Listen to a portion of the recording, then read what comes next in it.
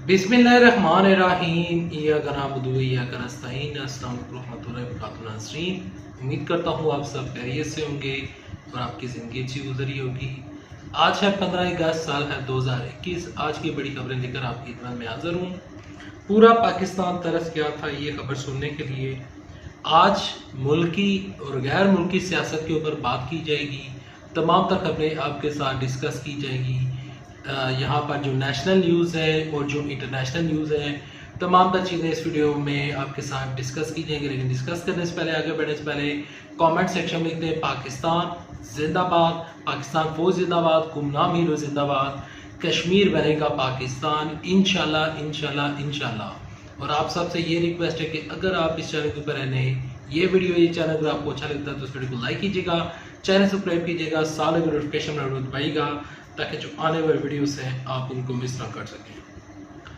सबसे पहले आपके साथ खबर शामिल करते हैं कि अमेरिका और अफगानिस्तान में जो जितने भी हालात हैं वो ख़राब हो चुके हैं। अमेरिका जो है वो अफगानिस्तान के तालिबान से बहुत ज़्यादा तंग है और जो बाइडन का एक बयान सामने आया है वो कहते हैं कि अफगानिस्तान के जो तालिबान हैं वो हमारी फ़ौजों को मार रहे हैं और यहाँ पर अफगान अमन जो मुआहदा हुआ था उससे वो पीछे हटने के लिए तैयार है। यहाँ पर जो बाइडन है, जो बाइडन ने जो इस टाइम अफगानिस्तान के सदर हैं अशरफ गनी, उनसे इक़्तिदार छोड़ने का मुतालबा कर दिया है। देखें, अफगानिस्तान के जो सदर हैं अशरफ गनी, ये यहाँ पर पाकिस्तान के साथ इन्होंने क्या सलूक किया था। आपको याद होगा कि पिछले कुछ दिनों में जिस तरह अफगानी सफीर की बेटी का अगवा का एक ड्रामा रचाया गया था और पाकिस्तान के खिलाफ एक मुनज़्ज़म साजिश करने की कोशिश की गई थी। शेरशी साहब ने उसके ऊपर बयान जारी किया था कि अफगानिस्तान की जो सफीर हैं उनकी जो बेटी हैं उनके साथ जो कुछ हुआ, जिस टैक्सी में बैठी, जहाँ से वो आई, जहाँ पर वो गई, तमाम तर CCTV फुटेज और तमाम तर रिकॉर्ड्स हमारे पास मौजूद हैं। और अफगानिस्तान की जो सफ़ीर की जो बेटी हैं वो यहाँ से उठकर फिर मीडिया टीम का हिस्सा बन जाती हैं और पाकिस्तान के खिलाफ बयान देती हैं। तो शेख साहब ने कहा था हमारा मुंह ना खुलाया जाए, अगर हमारा मुंह खुल गया तो अफगानिस्तान की बेटी, अफगानिस्तान के सफ़ीर की बेटी और अफगानिस्तान जो है वो किसी भी जगह पर अपना मुंह दिखाने लायक नहीं रहेंगे। अशरफ गनी ने क्या किया था? अशरफ गनी ने ये किया था कि उस टाइम अपने जितने भी सफ़ीर थे वो पाकिस्तान से बुला लिए थे और कहा था कि हमारा पाकिस्तान के साथ कोई तल्लक नहीं है। अशरफ गनी ने ये सब कुछ किया था अमेरिका को खुश करने के लिए। लेकिन अब अशरफ गनी जो हैं उनको अपने ही जान के लाले पड़ चुके हैं, अपनी ही सियासत उनकी ख़त्म हो रही है। उनसे अफगानिस्तान में जो उनके पास इक़्तिदार मौजूद है वो इक़्तिदार उनसे संभाला नहीं जा रहा। उनको समझ नहीं आ रही कि तालिबान को किस तरह कंट्रोल किया जाए, उनको ये समझ नहीं लग रही कि अमेरिका को किस तरह चुप कराया जाए।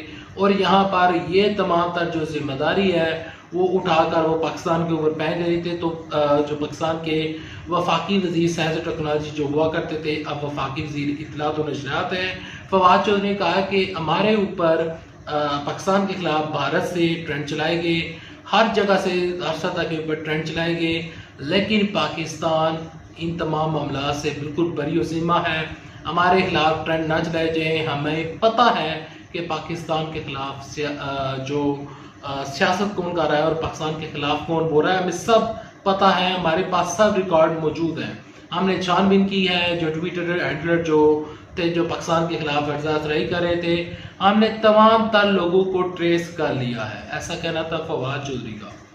आज है 15 अगस्त। आज कश्मीर में, आज पाकिस्तान में इंडिया का योम आज़ादी, योम सियाह के तौर पर मनाया जा रहा है। मोदी की गलत पॉलिसियों और जो उन्होंने आर्टिकल 370 और 35A को रिवोक किया था, उसके ऊपर मोदी और अपोजिशन रहनुमा राहुल गांधी के दरमियान एक बड़ा तनाज़ा शुरू हो चुका है। राहुल गांधी कह रहे हैं, मोदी से रिक्वेस्ट कर रहे हैं, रिक्वेस्ट ही कर सकते हैं, प्रेशर तो डाल नहीं सकते क्योंकि राहुल गांधी की वहाँ पर स्ट्रेंथ, अपनी ही स्ट्रेंथ कमज़ोर है। लेकिन जो कुछ उनसे हो रहा है और जो कुछ वो अपोजिशन में रह कर रहे हैं, वो कर रहे हैं। अच्छा, वो क्या कह रहे हैं वो मैं आपके सामने रखना चाहूँगा। वो रखने से पहले आज की खबर डिस्कस कर लूँ। वो खबर ये है कि राहुल गांधी का ट्विटर अकाउंट जो है वो ज़्यादा तौर पर ब्लॉक कर दिया गया है, और इस ब्लॉकेज के पीछे जो शख्स बताया जा रहा है वो है मोदी इस तमाम तर चीज़ों के पीछे है। और राहुल गांधी को वहाँ पर आज़ादी राय की कोई भी वहाँ पर फैसिलिटी मौजूद नहीं है। राहुल गांधी ने बड़ा मुतालबा किया था कि आर्टिकल 370 और 35 को जो मोदी ने रिवोक किया है, तो लिहाजा उसको बहाल किया जाए।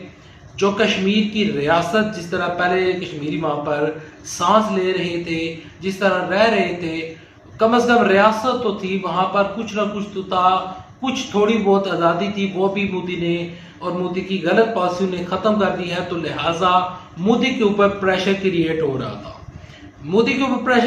था, इस वजह से उन्होंने राहुल गांधी का मुंह बंद करने के लिए ये किया कि राहुल गांधी का ट्विटर अकाउंट बंद कर दिया।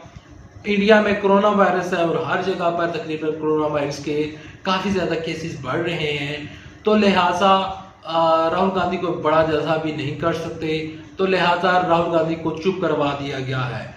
लेकिन अब राहुल गांधी की जो टीम है, राहुल गांधी के जो ट्विटर अकाउंट के हैंडलर्स हैं और तमाम तर जो उनकी मीडिया टीम है, वो इस चीज़ को देख रही है कि आया कि उनका अकाउंट क्यों बंद किया गया, क्या इसके पीछे जो उन्होंने बयान दिया था और कश्मीर के हक में आवाज़ उठाई थी, क्या उस आवाज़ को दबाने के लिए मोदी अब ओछे कंडू के ऊपर उतर आया है। मोदी ने 14 अगस्त पाकिस्तान की जो आज़ादी का जो दिन कल हमने मनाया, उसमें भी मोदी ने इंतशार बनाने की कोशिश की, लेकिन पाकिस्तान के जो वजारत खारजा हैं और जो वजीर खारजा हैं, उनकी जानिब से बयान आ चुका है, उन्होंने मोदी की ठीक ठाक खातरदारत की है। वो तमाम तर चीज़ें इंशाल्लाह किसी नेक्स्ट वीडियो में डालूंगा।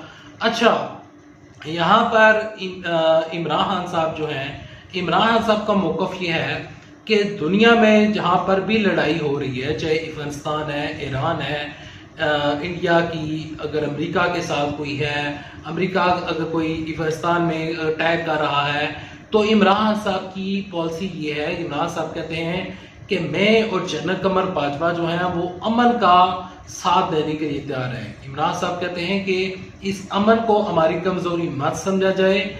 हम अमन के लिए, अगर आप अफगानिस्तान में और अमेरिका में हमारे ज़रिए अगर अमन फैलता है, तो हम ये तमाम चीज़ें करने के लिए तैयार हैं, लेकिन हम किसी की जंग में साथ नहीं देंगे। इमरान साहब का बड़ा बयान ये सामने आया है, वो कहते हैं कि अफगानिस्तान में हमारा कोई फेवरेट नहीं है। इमरान साहब कहते हैं कि अफगानिस्तान में हमारा कोई फेवरेट नहीं है और ना ही हम अमेरिका के आगे झुकेंगे।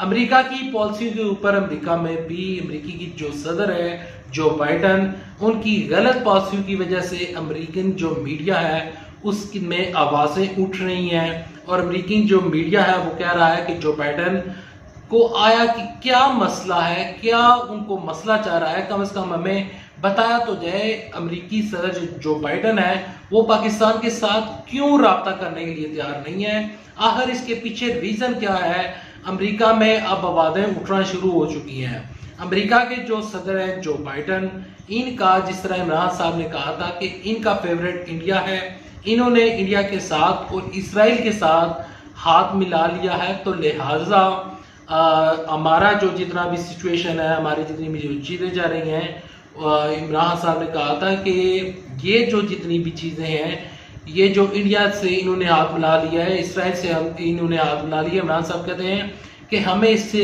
बिल्कुल परवाह नहीं है, क्योंकि हम अमेरिका की जानब नहीं देख रहे, हम खुद ही आगे बढ़ेंगे और इंशाल्लाह पाकिस्तान जो है वो बेहतरी की जानब बढ़ेगा। यहाँ पर कुछ और खबरें आपके साथ डिस्कस कर लेते हैं जो कि मुल्की सियासत से रिलेटेड है। वो ये है कि फवाद चौधरी की जानब से बयान सामने में आया, वो कहते हैं कि हमें ज़मीनी इकाई के मुताबिक फ़ैसले करने होंगे। यहाँ पर मिशाल मलिक की जानब से एक बयान सामने आया, वो कहती हैं कि हिंदुस्तान इस सदी का सबसे बड़ा कब्जा माफिया है। मोदी की गलत पॉलिसी के ऊपर उन्होंने काफ़ी ज़्यादा सवालात उठाए हैं, और इसके अलावा पाकिस्तान में जो कोरोना वायरस है उसमें मज़ीद 67 अफराद जो हैं वो जाँबाक हो चुके हैं। और मुल्की सियासत से एक अच्छी बड़ी खबर ये है कि पाकिस्तान की जो इंपोर्ट है वो काफ़ी ज़्यादा बढ़ रही है।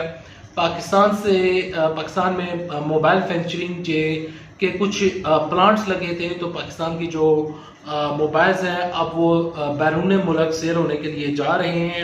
यहाँ पर कुछ और खबरें डिस्कस कर लेते हैं कि कराची में धमाके में जांबाग अफराद की तादाद तकरीबन 13 हो गई है। यहाँ पर पाकिस्तान में बने स्मार्टफोन की बरामदात का आगाज़ भी हो चुका है और यहाँ पर तुर्की में आग के बाद सैलाब से तबाही तकरीबन 55 अफराद हलाक हो चुके हैं। और यहाँ पर मज़ीद कुछ खबरें हैं कि पाकिस्तान की जो इकॉनमी है, ज़रा साहब कहते हैं कि इंशाल्लाह आने वाले दिनों में उसमें बेहतरीन नजर आएगी। इंशाल्लाह पाकिस्तान बेहतरी की जाना पड़ेगा। अगर आपको आज की ये खबरें पसंद आई है तो इस वीडियो को लाइक कीजिएगा, चैनल सब्सक्राइब कीजिएगा, साथ ही नोटिफिकेशन बेल दबाइएगा ताकि जो आने वाले वीडियोस हैं आप उनको मिस न कर सकें। जाते जाते दुआ करते हैं कि अल्लाह पाकिस्तान के दुश्मनों से बचाए और अल्लाह पाकिस्तान को बेहतरी और तरक्की की जानब गामज़न करे और पाकिस्तान को दुनिया की सुपर पावर बनाए। अल्लाह हाफिज़। पाकिस्तान जिंदाबाद। पाकिस्तान फौज